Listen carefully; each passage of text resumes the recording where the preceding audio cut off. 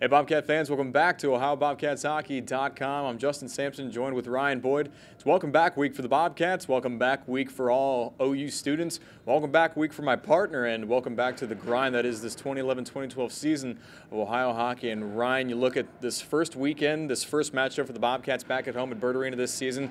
Pretty solid way to start this schedule as number 9 in the ACHA, Illinois comes to town.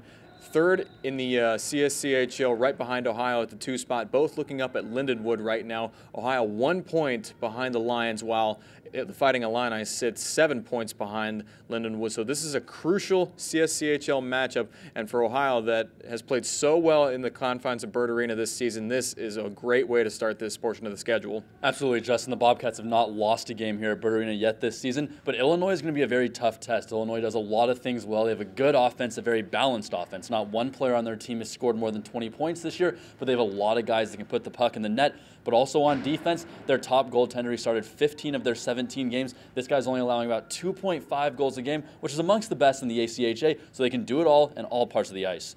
That's Nick Clark, 15 appearances this season, 8-6-1 in those 15 starts, 36 goals allowed, but as you said, still under 2.5 goals allowed per game. Now on that offense, you mentioned the balanced scoring attack. 6 different players averaging double figures for this team, led by Austin Bostock with 19. So it's another balanced scoring attack like Ohio has seen all along this season. Not one solid guy who takes the brunt of the scoring load, but when you have this many guys who can pick each other up, it's a dangerous attack to deal with. Well, we see today at practice, too, Ohio is really working on the defensive end. They're doing a lot of one-on-one, a lot of different situations so they can match up against this team that has so many different guys that can score. Because if you just try to stop one of these guys, they're going to find a way to beat you. So Ohio has to be solid on both ends of the ice and has to control the puck so that none of these guys can beat them.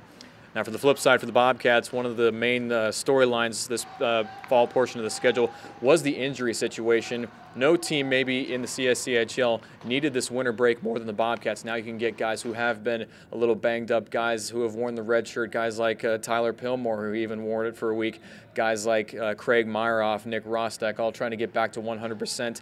But where that does benefit the Bobcats is these younger guys getting this crucial playing time that will now pay dividends the later part of this season. Young freshmen like Mike Kretz, like Ross Pillmore, like Craig Myeroff, who now are ready for the second half of this grind. The other thing the Bobcats got to get off their back is playing away from Byrd Arena. They're 8-0 in Athens this season, 10-7 away from the friendly confines of Byrd. If the Bobcats want to make another push at a second straight tournament crown in the CSCHL, they have to learn to play outside of Athens. Yeah, absolutely, Justin. And one thing you brought up that's important on this injury front to begin with, when so many guys are getting an opportunity to play, a lot of guys are learning the position, and they can all do their job at a high level. That's going to be important moving forward. But as you said, Ohio has to perform better on the road. I know that they do host that CSCHL tournament, so that's a big advantage for them. They'll have the home crowd behind them. But when it becomes national tournament time, they have to travel to Cleveland for that. Kent State hosting that tournament, of course.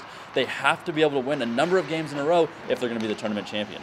The Bobcats get the winter portion of their schedule going this weekend as number 5 Ohio welcomes in the number 9 Fighting Illini of Illinois. Be sure to stay tuned to OhioBobcatsHockey.com as Ryan and I keep you updated throughout the weekend, and tune into FastHockey.com for the call of Ryan and I between Ohio and Illinois this weekend. But until then, I've been Justin Sampson alongside Ryan Boyd. This is Ohio Bobcats Hockey.